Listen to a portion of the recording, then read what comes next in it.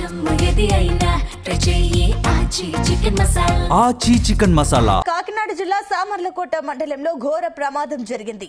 వెట్లపాలెంలో భారీ పేలుడు ఘటన జరిగింది. ఓ బాణసంచా తయారీ కేంద్రంలో పేలుడు సంభవించింది.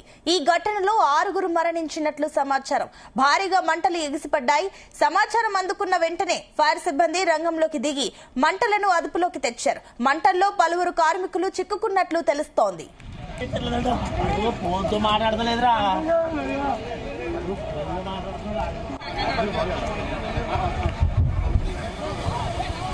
ఇదే అంశానికి సంబంధించి మరిన్ని డీటెయిల్స్ మా కరెస్పాండెంట్ సాంబశివరావు అందిస్తారు. సాంబశివరావు. జిల్లా పెద్దాపురం నియోజకవర్గం సామర్లకోట మండలం వేట్లపాలెం ఇక్కడ పెద్ద ఎత్తున బాణసంచ తయారు చేస్తుంటారు. అలాంటి ఒక బాణసంచ తయారీ కేంద్రం ఇది పంట పొలాల మధ్యలో ఉంది. కొద్దిసేపటి క్రితం అంటే దాదాపు అరగంట క్రితం ఇక్కడ భారీ పేలుడు సంభవించింది. ఈ పేలుడు దాటికి పలువురు కార్మికులు మృతి చెందితే అనేక మంది గాయపడినట్లు ప్రాథమిక సమాచారం అందింది.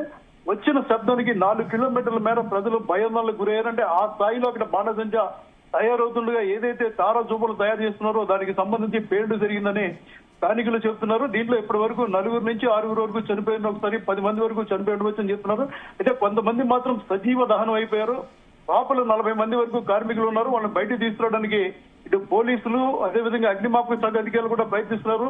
చుట్టూ దట్టమైన పొగ వ్యాపించడంతో లోపలికి వెళ్ళని పరిస్థితి కూడా ఏర్పడింది. అక్కడ వీళ్ళంతా భోజనం టైంకి బయటకు వచ్చి తిరిగి లోపలికి వెళ్లారని అక్కడ పనిచేస్తున్న వారు చెప్తున్నారు. పంట పొలాల మధ్య ఇది జరగడంతో అందులో పనిచేస్తున్న వారు గాయపడి మరణించడం జరిగింది. అది ఊరికి దూరంగా ఉండడంతో కొంతవరకు పెద్ద ప్రమాదం తప్పిందని చెప్పాలి.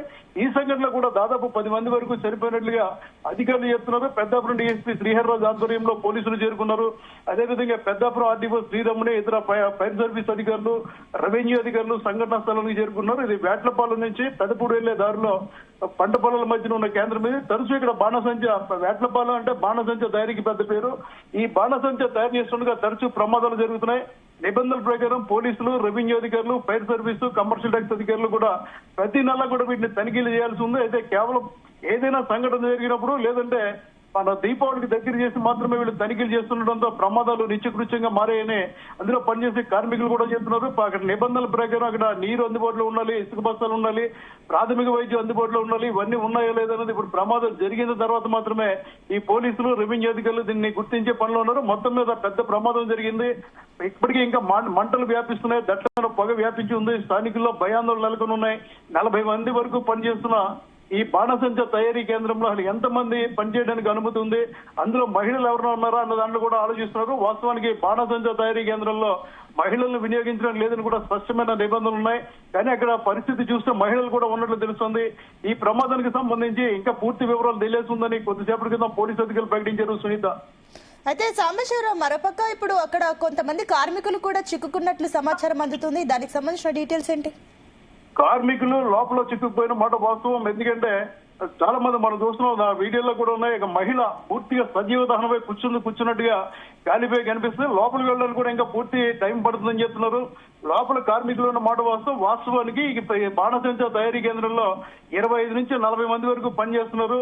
వారిలో ఎంతమంది చనిపోయారన్నది ఇతమిద్దంగా తెలియడం లేదు. 6 నుంచి 10 మంది ఉంటారని మాత్రమే చెప్తున్నారు.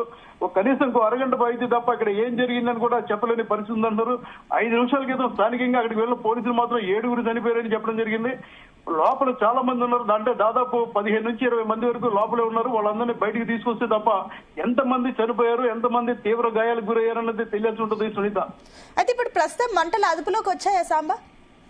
మంటలు ఇంకా అదుపు చేస్తున్నారు. అంటే మంటలు అదుపులోకి వచ్చినప్పటికీ దట్టమైన పొగ వ్యాపించి ఉండడం, లోపల పూర్తిగా ఏదైతే విస్ఫోటనకి సంబంధించి మందు తయారు చేస్తున్నారో మంది పెద్ద స్థాయిలో ఉండడంతో ఈ ప్రమాదం అక్కడ జరిగింది. కాబట్టి మంటలు అయితే అదుపులోకి వచ్చినాయి కానీ పొగ వల్ల లోపలికి వెళ్ళని పరిస్థితి ఉంది. అయితే యజమాని నుంచి ఏమన్నా రియాక్షన్ ఉందా? అక్కడికి వచ్చాడా సంఘటన స్థలానికి? అతను కూడా లోపలే ఉన్నాడని చెప్తున్నారు. అసలు ఎంతమంది ఇందులో పార్ట్నర్స్ ఉన్నారు, ఇందులో ఎంతమంది యజమానులు లోపల ఉన్నారని కూడా బాగా ఇంకా తెలియాల్సి ఉంది. కనీసం 15 నుంచి 20 నిమిషాలు అయితే మాత్రం పూర్తి వివరాలు అందుబాటులోకి వచ్చే అవకాశం ఉంది. అయితే ఇప్పుడు క్షతగాత్రులకు సంబంధించిన వివరాలు ఏంటి? బయటకు వచ్చిన వారి పరిస్థితి ఏంటి? దగ్గరలో ఏదైనా హాస్పిటల్ కి పంపించారా? ఇది సూర్యశ్రీ ఫైర్ వర్క్స్ అనే ఇది సామర్లకోట మండలం వేట్లపాలెంలో ఉంది. ఇక్కడ ఏదైతే క్షతగాత్రున్నారో ఉన్నాయి హుటాహుటిన కాకినాడ ప్రభుత్వ ఆసుపత్రికి తరలిస్తున్నారు, కొంతమందిని పెద్దపురం ఆసుపత్రి కూడా తరలిస్తున్నారు.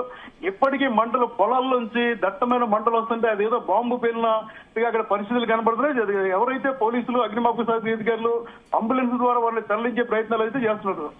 అయితే ఇప్పుడు అక్కడ వారికి సంబంధించిన క్షతగాత్రులకు సంబంధించిన ఫ్యామిలీస్ కానీ అక్కడికి చేరుకున్నారా? ఇప్పుడు వారి బంధువులు కూడా అక్కడ రావడం జరిగింది. ఎందుకంటే వేట్లపాలెంలో ఎవరైతే ఈ బాణసంచ తయారీ కేంద్రంలో పనిచేస్తున్నారో ఈ సంఘటన జరిగిందని తెలిసిన వెంటనే వాళ్ళ కుటుంబ సభ్యులు, బంధువులు కూడా అక్కడ చేరుతున్నారు. వారి ఈ ఏడుపులు, పెడబబులతో ప్రాంతమంతా కూడా హృదయ విదారకంగా కనిపిస్తోంది. ఎవరు చనిపోయారు, ఎవరు గాయాలకు గురై ఎవరిని ఆసుపత్రికి తీసుకెళ్లారని కూడా అధికారులు చెప్పలేని పరిస్థితి. ఎందుకంటే లోపల నుంచి వచ్చిన వాళ్ళు వచ్చినట్టుగానే ఆసుపత్రికి తరలిస్తున్నారు. అందులో మృతదేహాలు కూడా ఉన్నాయి.